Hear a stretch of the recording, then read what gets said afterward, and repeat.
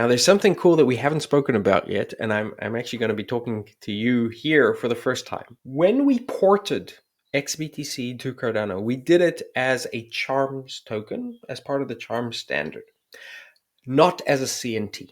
But what we're currently working on is a backwards compatible upgrade for CNT, which merges Charms and CNTs and gives CNTs the powers of Charms while they get to stay CNTs. And this would allow CNTs to migrate to other chains, and perhaps most importantly and excitingly, you'll be able to have CNT tokens represented as Charms on Bitcoin.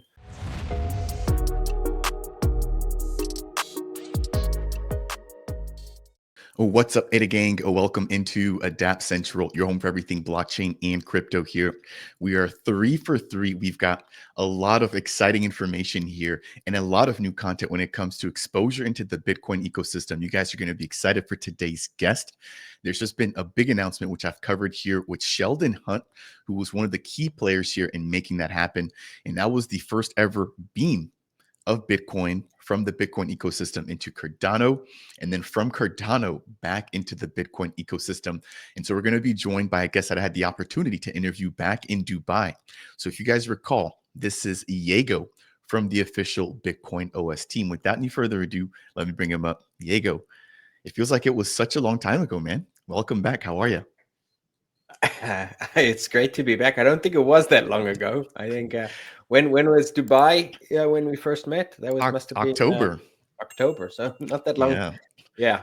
It just seems like things happen so quickly in the crypto space, and you as a builder, I'm sure, very, very well aware of that. But I want to respect your time, and let's just jump straight on in here. This last week has been massive, for lack of terms here, for the BOS team, from the ongoing token launch. Right now, we're going to talk about that towards the end of the video, and then of course the first ever sort of beam of Bitcoin from the Bitcoin ecosystem into Cardano.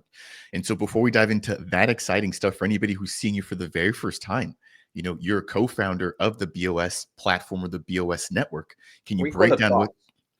what BOS? There we go. And I always see that. For some reason, I just like to spell out acronyms. So thank you for that. And thank you to the bosses that are watching this video. So for anybody who's seen you for the first time, you know, can you break down who you are, a little bit of your background, and exactly what is the BOS network? Yeah, so I've been in the crypto space now for 14 years. My background was in cognitive neuroscience and working on AI and neural networks. I was at Carnegie Mellon when I read the wrong white paper in 2011, and it completely screwed up all of my life plans. I've been in Bitcoin ever since and building in the space. Among other things, I started the first remittance company that moved Bitcoin globally to get money to people who couldn't get money before. I helped start and build Sovereign into the largest Bitcoin DeFi ecosystem with billions of trades. And I have been on the wrong side of most people's estimation of what is possible with Bitcoin for the last 4 years, because I've claimed for the last 4 years that we can do ZK proofs into Bitcoin, and that will mean that Bitcoin gets infinite scalability, infinite upgradability, full programmability, and perhaps most importantly, will be able to integrate with the rest of the world of crypto. People told me that was impossible, but over the last 4 years, we've built together a research team, and we've been pushing the edges of what is considered possible. We put out a lot of white papers along the way. Among other things, we published a white paper which kicked off the entire Bitcoin L2 space race, because we showed how it was possible. We then showed how you could do compute on Bitcoin.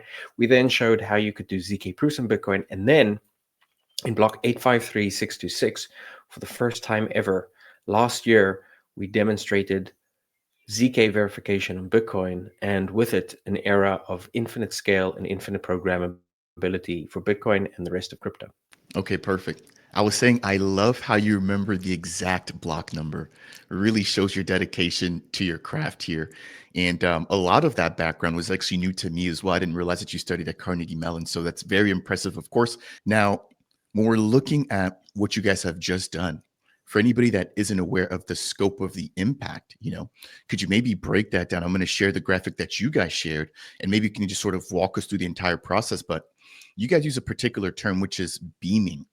And then also want to talk about the fact that the last time that we met, you talked about the fact that this was supposed to be a trustless bridge, but this was actually a bridgeless transaction. So obviously a lot has changed since October, but I'd love to dive into like those components as I go ahead and bring up the graphic here now.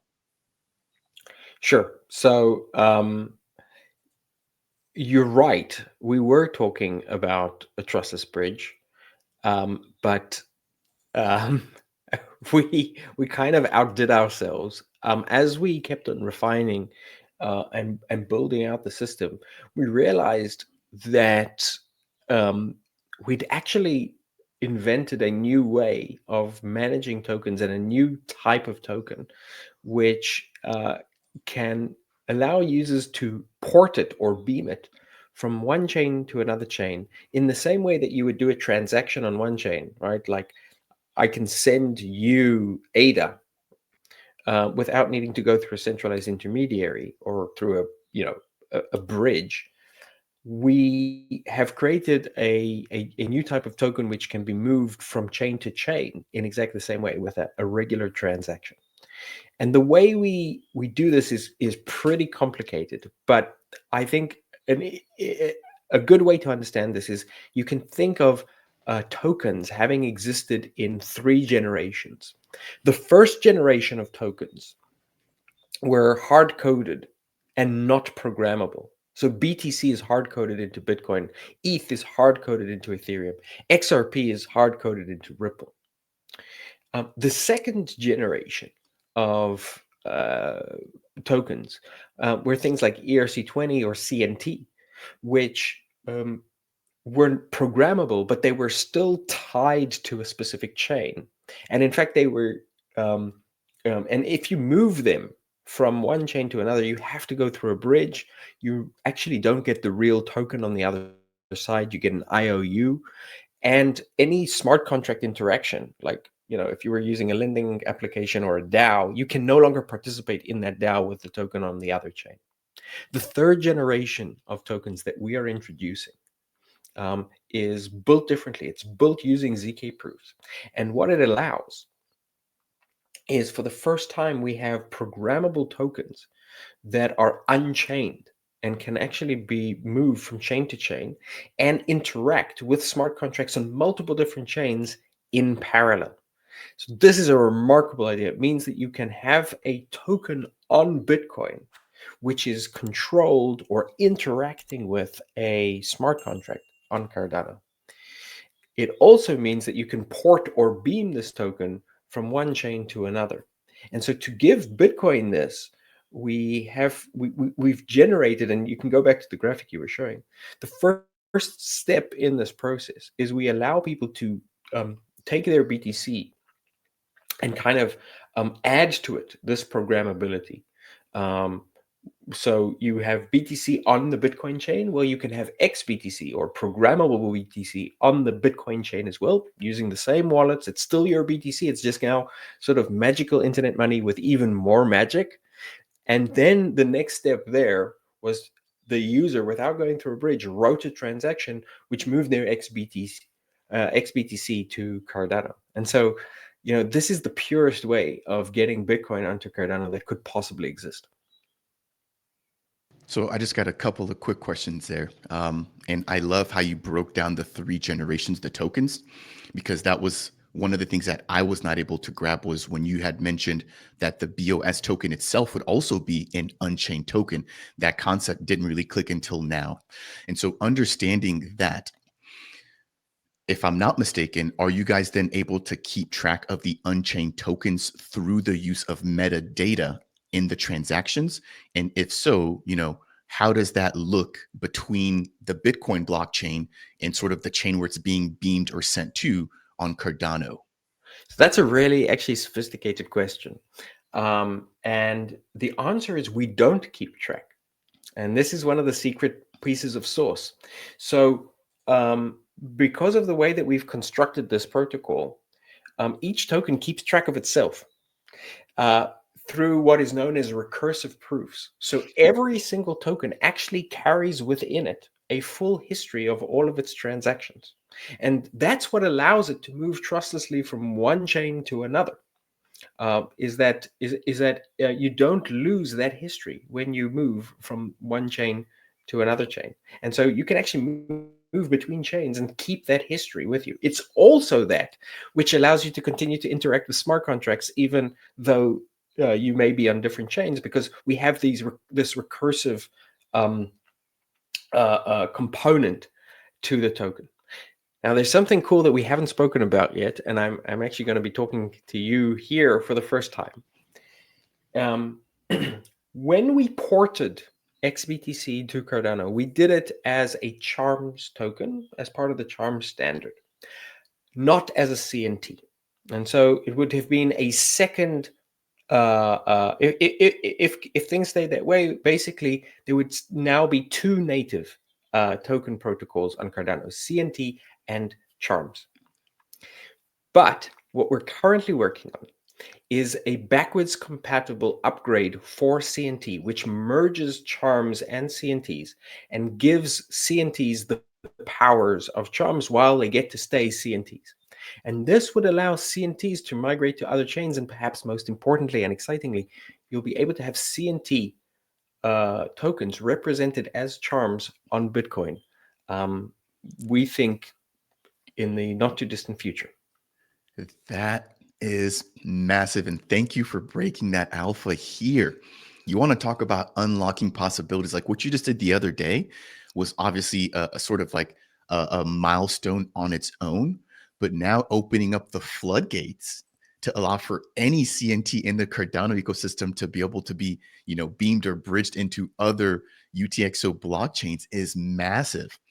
And so that's going to be an exciting piece there. I'm not sure if you guys have already done any demos, but I'd love and would be more than thrilled, right, to share that here with my community in the sort of greater community here. So thank you again for the alpha there. Sure, maybe we can arrange a live demo. That would be awesome, Diego. You've always got a home here. And again, thank you for that. I have to ask a follow-up though. So with just the beaming solution, Charms, the protocols themselves, right now, you guys have gone from UTXO to UTXO.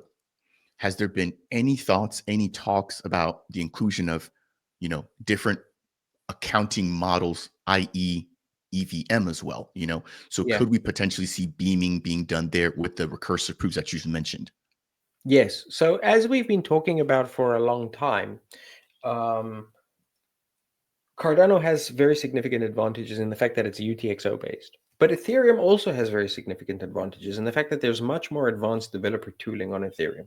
And so when we initially started talking about building this system and sort of trustless bridging to Cardano, we initially thought that it would come, but it would come after Ethereum. What we have built over the last few months has made it much easier for us to integrate with Cardano and the existing tool set on Cardano, because we've been refining the system to be more compatible with CNTs. But we've also been building systems to allow compatibility with account-based systems and EVM-based systems. And in fact, we've already demonstrated these types of transactions as well. So what that will mean is that while this will not happen all at once, because we're talking about a huge amount of development work here, but what this ultimately means is that what we're seeking to build is a super chain of UTXO chains, and then ultimately integrate the rest of crypto into that super chain as sort of like a cloud. So you'll get like Ethereum and Solana and Sway and Tron and BSC and Avalanche will all become part of that family, but the core components will be obviously Bitcoin as sort of like the big mama, and then Cardano and Litecoin and possibly Dogecoin as well. The UTXO bros. I love it. And that's sort of been my go-to phrase now, the UTXO bros. And I had Sheldon Hunt here from Sundial, who I know you worked with very closely, right, in order to make a lot of this happen. And one thing that he mentioned that really stuck with me was that it appears that right now it's finally time for the UTXO chains to finally get the love and the appreciation that they deserve for a long time, Ethereum has sort of had its lunch. And I think as of late, all of the projects, because I cover the Cardano ecosystem in particular, so many projects, ADA Handle, Sundial, Midgard, Fluid Tokens, the list goes on and on and on. They've all shifted towards integrating and collaborating, just working closely with the Bitcoin ecosystem. And I think it's really about to pay off. And so this is a question that I also posed to Sheldon, and this is a little bit outside of the scope of BOS, and I was going to say BOS, but I caught myself. It's out of the scope of BOS, but it's something that I want to ask you because I feel like you're an expert when it comes to the tech, but then also with your experience in the Bitcoin ecosystem. So a lot of Bitcoin maxis, right, are known for not moving their assets, for just sort of believing that Bitcoin is the digital gold. It's fine, I can just hold it, and it's going to go up. From the Cardano community's perspective, we're hoping that they actually are not of that mindset and that they're willing to jump into DeFi, look for yield opportunities, et cetera. And so from your perspective, I'd love to hear, what do you think it will take in order to be able to sort of convince, for lack of a better term, or to incentivize core Bitcoin holders or maxis to finally, right, get out their comfort zone and begin to actually move and use their liquidity? Well, you're talking to one of those maxis. And, I've been hodling my Bitcoin now for 14 years, right? I've never Wow. sold. I want to put my Bitcoin to work. I want to be able to earn some of the value of my Bitcoin without selling. So I maybe want to borrow using my Bitcoin. And I want to buy more Bitcoin, but I don't have enough fiat because everything's already in Bitcoin, right? So I need to be able to generate Bitcoin yield. And I can tell you that my friends are in the same boat. And we have a lot of Bitcoiners who want to deploy. But actually, the even bigger wave is institutions. Institutions have a larger and larger share of Bitcoin all the time, and they are hungry for safe and secure yield, just like I am.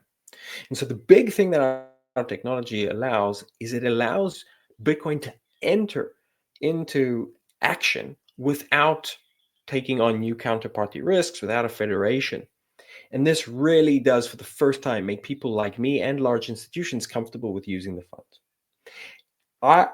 I'm currently seeing a massive arms race between all of the chains to pivot to Bitcoin. I'm sure you guys, have heard there have been a lot of chains that have announced an effort to integrate BOS. Everything from Sui to Tron to Sway to Solana are focused on Bitcoin. Really, everyone is. And so we will bring our technology, and we think that will open up a lot of doors. But I think that there is an opportunity for the Cardano community to think, all right, look, we've got like Catalyst, we've got like our governance system. You might want to, for a limited time only, provide some kind of incentivization to BTC that migrates, and it doesn't have to be just BOS BTC, although I think ours will be the most popular and the best, but any BTC that comes to Cardano should be incentivized, because that BTC, once it's in Cardano, is likely to find its way into MinSwap and into the lending pools and into Cardano DeFi as a whole. And once it's there, it will be there forever. And the opportunity here is so big, and the window of opportunity is so small, that I think this is like one of those things where if Cardano does come together as a community, they can have a huge advantage. And one of the roles that we can play in that is bringing that opportunity, sort of opening that window of opportunity for Cardano earlier than it opens for anyone else. Yeah, again, I think that's why this is so massive. You guys have chosen Cardano. I don't want to say sort of as the first chain to sort of do this on a large scale with, but it just seems like the match is there. The core beliefs, the security, the decentralization, the communities. And so I'm obviously excited because Cardano is the ecosystem that I cover, and I realize that Bitcoin is king. So to be able to see that finally coming together is massive. What you said is also right. And what Sheldon had mentioned is that the Cardano community needs to now begin to listen to Bitcoin holders in terms of what it is that they actually want to do with their Bitcoin, and make sure that we build the right tools that then attract them, in addition to providing that yield incentive to bring it and, sort of keep it here in the Cardano ecosystem. So again, a little bit of an aside there, but I appreciate you jumping with me into that. Now let's keep the conversation rolling here. I want to talk about what's next. You talked about charms. You talked about the CNT support. It seems like that's going to be massive in terms of enabling for Cardano builders to sort of move things back into Bitcoin. But like, what are the core priorities now with the BOS team? Yeah, so we're working to make the system much easier to use for developers so people can start building on it. We're working on wallet integration so that users will be able to use the system. And our goal is basically to harden, productize, and improve the UX so that very, very, very near future, after the audits are complete, we will be able to bring a fully production-ready system on mainnet to Cardano. Wow, that's awesome. Now, I would typically ask you when, but I'm sure you probably get asked when all of the time, right? And so I noticed you've been very, very careful with your language as to not give any dates. But I do, at least for those viewers that would push me to ask, can you give us any sort of simple timeline? Well, look, I mean, you know this, and you kind of mentioned it before we started recording. We met in October. I gave you a timeline 6 months out. We have hit that timeline. Now, as someone who's been watching technology for a while, when you're doing that in the technology space, it's a minor miracle. When you're doing it in the deep R&D space and you're building something that no one's ever built before and you still manage to hit your timelines, it's a major miracle.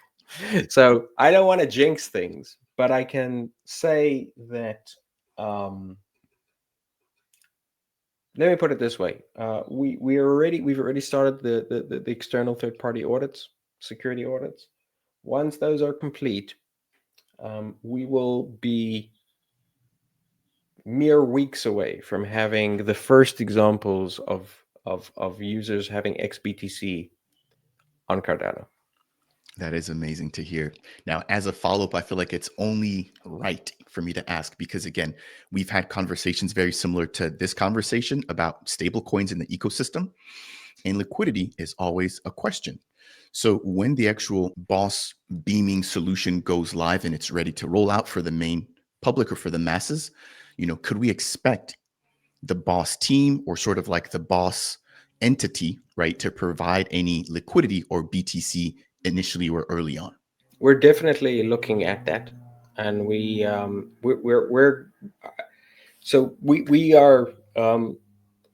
currently examining and so doing an analysis of what incentives we can offer that will be the most effective. And at the same time, we have a group that we've been building of builders on Cardano. And what I would encourage anyone who's got a project on Cardano, a wallet, a DAO, a Dapp, whatever, to reach out to us, because we want that when day zero hits and XBTC comes, it's got a lot of places and a lot of choices where to go, right? And not everything is going to see a flood on day one, but by making those opportunities available, we can provide those first users with a very successful experience and then build on that success. One of the things that we've done at BOS is we've built a small but really remarkable dev team. But this isn't my first rodeo. And I know that in order for things to succeed, you also need to have a BOS commercial team, a BOS marketing team. And we've got a small but highly, highly skilled marketing and BD team. And we want to put its full muscle behind that launch. And so the more we have partners who can work with us, I think we can drive significant value and volume to Cardano. Well, if you guys are looking for content creators, Diego, feel free to reach out. Again, you guys have done an amazing job as of late. Congratulations on the awareness you've been able to bring not only to BOS, right, but to the Cardano ecosystem in the same exact process. Now, I want to again respect your time, so let's sort of just keep the conversation rolling. And I want to talk about the actual BOS token now, right? So I released a video not too long ago talking about the token, the airdrop, and letting people know how to become a part of that. But before we talk about the actual airdrop, let's talk about why a token in the first place. And then number two, what does the token do? I think a lot of people right now aren't necessarily aware, right, of how it's utilized and exactly what role it plays in the BOS network. Sure. So BOS is not a new chain, and it doesn't exist sort of separate from other chains. It's built into Bitcoin, and in the same way that it's built into the very fabric of Bitcoin, when we build it into Cardano, sort of by building this backwards compatible sort of super CNT, it will be built into the very fabric of Cardano. And so Cardano transactions will be paid in ADA. BTC transactions will be paid in BTC. But there are two things that we need to account for, which cannot currently be accounted for within that those spheres. One is computation on Bitcoin. Bitcoin doesn't currently have, and Bitcoin miners currently have no way of performing or charging for compute and compute verification. And so Bitcoin kind of needs a gas token, and that is the role that BOS will play on Bitcoin. It's basically going to be the way that you pay for compute on Bitcoin. The second thing, which is not accounted for, is that a huge amount of the activity is not going to be on chains, but between chains, right? Not just token transfers, but every time a smart contract is interacting with one of these tokens when that token is not on that chain, right? This is like the superpower that we've built out. And so processing all of that cross-chain and inter-chain compute is the second goal of the BOS token. And so it's sort of like a gas token for Bitcoin and for Bitcoin as it touches all of these other chains. Now, in reading some of your documentation, it sounds like, and I would just love for you to confirm, it is a permissionless network. And so is anyone able to jump on and become a verifier? And if so, Yeah. how does that look? And because I would believe that that would be sort of very interesting for people that may want to sort of get involved, but not necessarily maybe mint, XBTC or do a lot of that. They just want to support the network. So how can they do that? So we're going to be doing a phased rollout of the nodes. Initially, the nodes are going to be provided to select partners. You've mentioned some of the partners already on the show. And that's just because running these nodes initially will be quite complicated. And we need to be able to provide, all of the dev support necessary to do that. But we're going to use that phase as basically a way to beta test and sort of punish the nodes so that we can beat them into submission. And once we've beaten them into submission, make them available and like really, really easy to use for anyone. Our ultimate goal is that you'll be able to run a full node on a phone, which is something that you can't do with other systems. And we can do that because what we're doing, among other things with the ZK, is massively compressing the data requirements. I love that. And I would definitely be a node operator if it gets that easy, right? To be able to operate a node directly from your phone. That's massive. But of course, again, as you mentioned, this is a lot of early tech. And so I can definitely understand why you might want to pick a select group early on, right? Until things have been refined, the process has been smoothed out, and you guys have some documentation you can actually hand out to sort of the general or the broader community. All right, now moving things on as we get ready to sort of wind things down, Diego. There's an ongoing public sale and there's an airdrop there as well. Could you maybe break down, some of the partners? I did see, for example, Sneck. I want to say there was also, for example, Iagon. I'll let you sort of break down the list. There's a graphic I'll pull up here in just a moment. But why the airdrop, right? Why sort of the target at Cardano? And then how can people get involved with the ongoing public token sale that is, I believe, just kicked off? Sure. So the goal of the airdrop is, again, I said awareness and marketing of technology is as important as the technology itself. We're building community. We want to get people involved, and we want people to go out and test our testnet. Right? So that's why we're doing that. With regards to the pre-sale, we expect the system to be available quite soon. And we want people to have tokens available so that they can use the full gamut of everything that you can do with BOS from day one. We need to put into the hands of the users the very product or commodity that is needed in order to fuel their activity. If you are in Cardano and you're just going to be doing Cardano stuff, you actually don't need the BOS token. You can use ADA. But if you want to experience the full power of BOS, on Bitcoin, across chains, with smart contracts, by proving, by verifying, um, then you yourself directly will want probably to be a BOS token holder. And so there is a pre-sale currently going, which we are offering. What we expect is a discounted price to make sure that there are people who are ready between that and the airdrop to participate on the system as it goes live. Perfect. Perfect. Diego, I appreciate your time here. Typically, I close out with closing thoughts, right? So we're literally at the 30-minute mark. You've done a wonderful job, given a lot of alpha here. And I want to thank you for that. So as a sort of take home message or last point that you want to make to the community, the floor is yours to highlight anything as it relates to your partners, your integrations, BOS, the public sale, the airdrop. There's a lot going on, but it's up to you, right, to break down what you think here is important or that you want to remind the community about. Well, I think that we're at a real inflection point for crypto, for Bitcoin, for Cardano, for all of us.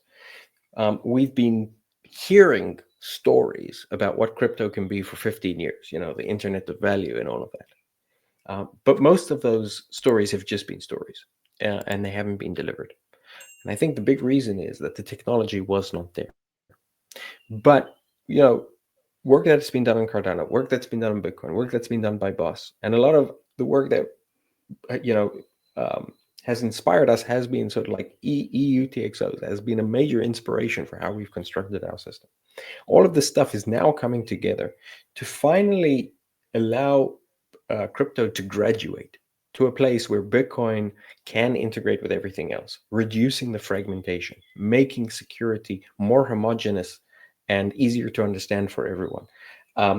Improving the UI and UX experience. And perhaps most importantly, instead of having an internet of value, like Ethereum trying to replace the internet, we're going to have an internet with value, right? So our system, because of the way it uses ZK proofs, because this new third generation token can be unchained, will finally allow tokens to not just be on blockchains, but to be in websites, to be on phone apps. And we're going to be liberating people's data in a way where you'll be able to pull your data, even without Twitter's permission, from Twitter or from your bank. Use that information to prove who you are, that you should be able to borrow and lend, even uncollateralized lending, because people will be able to see, without knowing anything about you, that you have a stellar sort of record of paying back your loans. We're now getting to a point where we're starting to use verifiable compute, not just from within blockchains, but from outside of blockchains, and bring them in to initially this UTXO bro set of chains.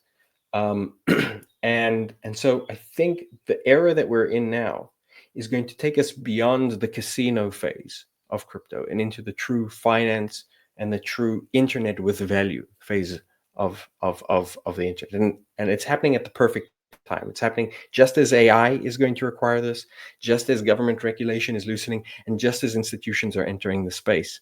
And those projects that can see this future, build for this future, and capitalize on this future, I think those projects are the Microsoft, the Facebook, the Amazon of tomorrow. So let's work together to build $100 trillion of value and keep some to ourselves. Amazing closing thoughts there. Not just a builder, but an amazing speaker. And as you mentioned, the timing couldn't be any more perfect. And I think, again, the missions couldn't align any better between Cardano and Bitcoin.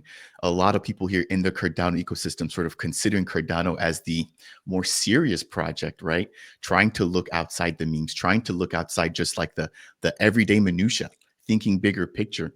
And I think, like you said, the iron is hot and you guys are striking and you guys have made a massive impact here, again, really opening up a lot of people's eyes. So for the viewers, I've got here the boss of all bosses, Diego, dropping the alpha, giving us so much here to chew on.